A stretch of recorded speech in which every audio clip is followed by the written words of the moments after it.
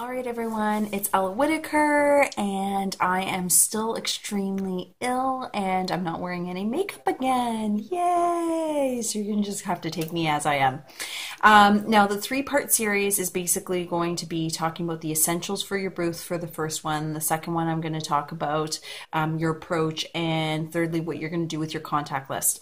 So let's get right into the actual essentials. So the first thing that you're going to want for your booth is a vertical banner. Now you can actually go in your back office, purchase it. You don't even have to think about it. You can get it through Vistaprint, and you can also get some promo codes. Google it. You'll get some promo codes through there, through the US, and it's a great investment when you do your shows over and over again. It's definitely going to be very helpful for you, and you're going to use it over and over again. So all of these things you're going to have each and every vendor show.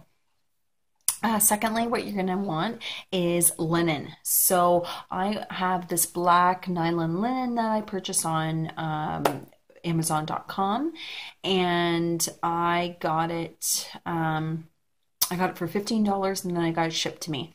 It is for a 8-foot table. It goes all the way down to the floor length, and it just looks really, really professional if you have it that way. So make sure you order in advance. Now, as far as trade shows, I've seen some funky colors of linen at trade shows, and there's been damask prints, and there's been like Christmas scenes and all, like a whole bunch of different things.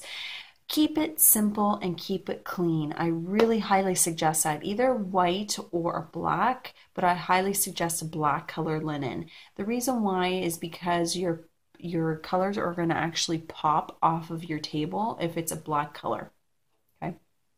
So next, what I use are chargers also. So I get black chargers from Hobby Lobby or Michael's, wherever you're going to be getting it from. And the chargers are just going to have your product displayed on it. So all the colors of all the pigments and everything, make sure you pop off all the plastic, salt and shaker tops. Take those all off so people can visually see the actual color inside.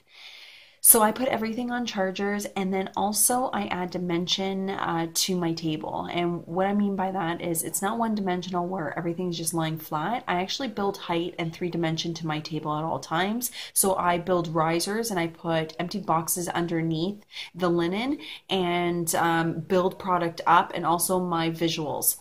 So depending on what type of show it is, or vendor show, it could be a wedding show. You know, everything's really blingy at wedding shows, so you might want to have some candle votives that are going up, you know, in the background. You can have candelabras in the background, just one or two. Don't have it too much because you don't want a lot of trinkets on your table. You want to keep it as clean as possible so it looks professional yet again.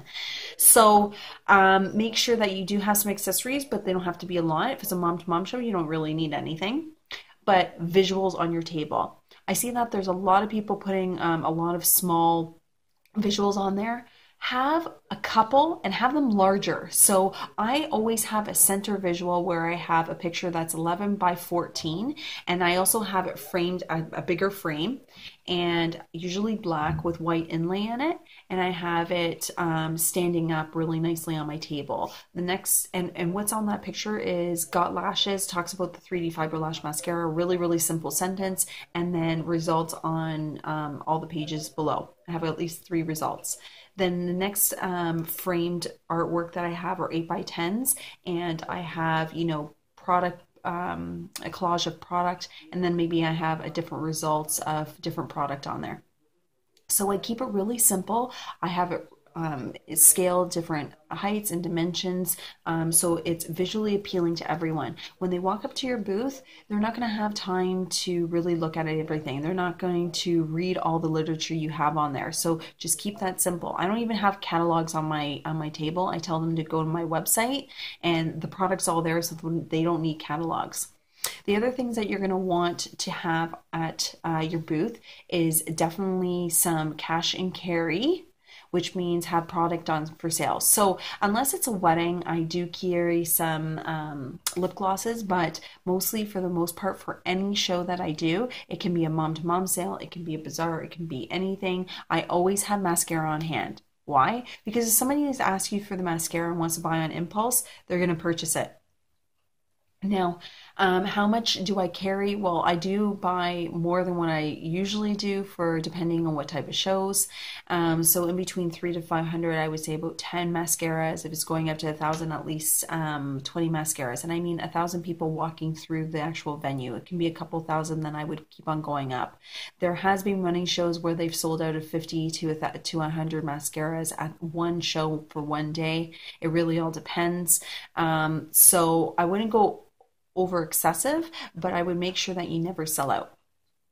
Now, on top of that, obviously have cash on you for change. But secondly, what I would have is a credit card reader like the Square Up. You can get it on .com, .ca. I think you can get them in other countries. It is free. They only take a charge on each product, which is 92 cents, and I keep that included in my price. I just take the ding and the hit for that.